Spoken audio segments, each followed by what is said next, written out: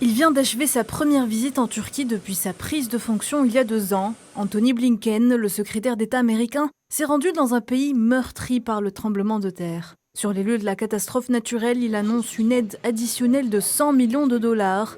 Le processus d'approvisionnement et de modernisation des avions de chasse F-16 turcs était également à l'ordre du jour. Blinken affirme le soutien très puissant de l'administration Biden.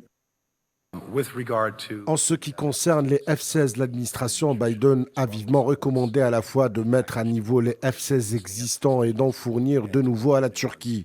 Car en tant qu'allié et partenaire de l'OTAN, il est dans notre intérêt national et dans l'intérêt de la sécurité de l'Alliance que la Turquie continue d'être en mesure d'opérer selon les normes les plus élevées de l'OTAN pour s'assurer que nous avons une pleine interopérabilité.